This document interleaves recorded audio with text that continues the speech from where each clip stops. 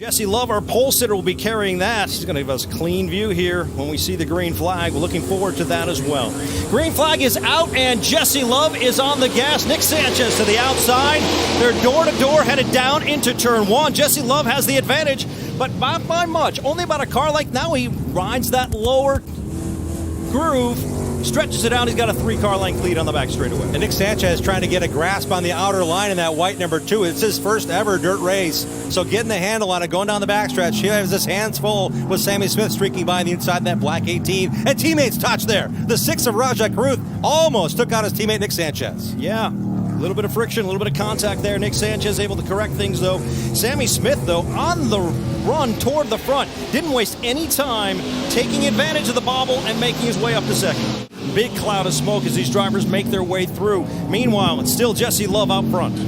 Whoa! Dye just got in the soup in turn 3 and came right up the racetrack. Right into Taylor Gray. And Daniel Dye off the pace. Dye got up into Taylor Gray. Might have jumped out of gear there momentarily. Big moment there for Dye. Came in second in the points here. Here's a look at what happened between him and Nick Sanchez here. Dye down low.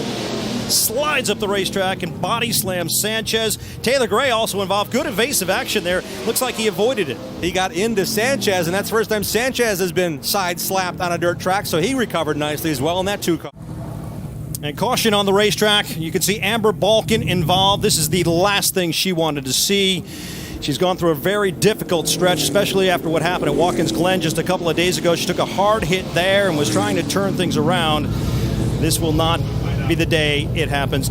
Tony Breidinger also involved. I saw Tony coming to pit road. That nose looked like it was really disconfigured on the bottom. The bottom valance might have been chopped off of there. These 2 female racers are racing full-time this season, currently 5th and 6th in the points. Every point matters as we're now heading in. This is the 14th race of the season. Wait about 20 seconds. I think we'll have our first vote will happen here on this restart, Mike. Yeah, restarts are something to watch for. So they pair up. Double wide, Jesse Love on the inside, Buddy Kofoid on the outside. Jesse Love leads him to the green. Sammy Smith following in his tire tracks. They get down toward the bottom groove in turns 1 and off of turn number 2. Kofoid drawing even with Sammy Smith and past him as he heads to the back straightaway. Right now, I don't think Taylor's thinking about payback. He's thinking about settling in himself because he's had 2 dirt races to 0. Oh, spinning sideways, Unzinger. Holy cow! Running third, Unzinger, the dirt specialist, has spun it around. Surprising indeed. Yellow flag is out. Caution on the racetrack for Unzinger. 4 double wide. Kofoid on the bottom. Your leader, Jesse Love, electing to take the outside groove. He's been flawless on restarts so far. Let's see how he is here. Could it be another Reese's Sweet move? Jesse Love on the button. For the second time, he's got Buddy Kofoid on the initial start and got his way to the bottom. Keeping it glued to the bottom of the racetrack, that's where Jesse Love is now. Oh, Taylor Gray's in the mix now in that black 17. He started outside road 2, so he's got to make the outside work. All that stuff. And the yellow flag is out. The first race break is upon us. These drivers are getting prepared to head down into the infield to make some adjustments. It's going to be interesting to see what changes and how that may change the dynamic of this race in the closing lap. Into turn number 4, looking for the green flag now. Buddy Kofoid on the inside. It'll be interesting to see if he can keep up with Jesse Love, who's been awfully quick on these restarts so far. Patience. Green flag is out. Jesse Love on the gas, and look at Sammy Smith right in his tire tracks. He'll go with him. This is not Daytona, but that push that Sammy got to the back of the number 20 at the restart was everything to get position. But look at Buddy Kofoid on the bottom, just trying to race him hard, and Sammy Smith is up in the weeds and trying to find his way back to second. Jesse Love has an absolute rocket ship. You can just see him take off on those restarts.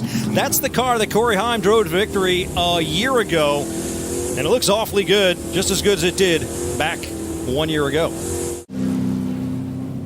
Jesse Love battling hard, trying to not give his teammate any room down low, protecting that line. Oh, we got big trouble on the front straightaway. They're going to put out the red. Red flag is out. Accident here on the Kofoid looking to the inside of our race leader has connected with the number 12 Red flag. of Bryce Haugeberg. Haugeberg, a slower car. Window net down, waiting on the 12. Scary incident right at the start-finish. 15 has the window net down. Red flag is out. Safety officials on the scene. Hit the wall right here Down, correct. on the main straightaway, and Buddy Kofoid with no Definitely not something you want to see. Kofoid is out. Now, we talk about the visibility. We talk about the speed differences. It's on the driver, the 15. That's a really good look right there. That's a good sign. Buddy Kofoid climbing from his machine.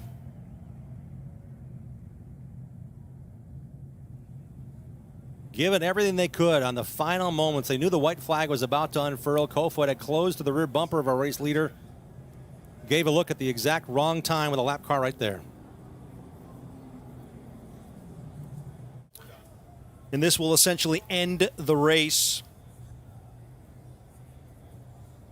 Not the way we anticipated it ending. Jesse Love is the winner. Dominated this race, but right now that's not the main story. Today's race, will end today's race. I'm sorry, we do have time constraints, but it's going to be a while before we get this cleaned up. Thank you very much. We're going to take a break now from the Springfield Mile. When we return, we'll have an update.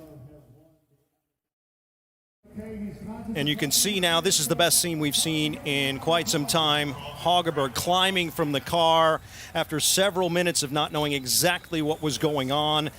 That is certainly something that we are all happy to see. Yeah, I think he was just kind of waiting for the car to get uprighted because of the way the car stopped on the racetrack on its side. Great to see Bryce, 18 years of age, races dirt sprint cars when he's not racing ARCA. Racing with Andy Hillenberg here. Great to see him walking on his own. Let's take a look at what happened. We were under a time clock. We were under 2 minutes remaining. Could have been the last lap with the way the time was, and this is what transpired. We didn't see the number 12 car under the flag stand, nor did Buddy Kofoid looking to the outside on the race leader as the white flag was unfurling.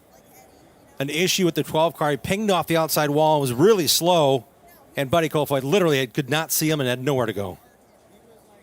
Heavy impact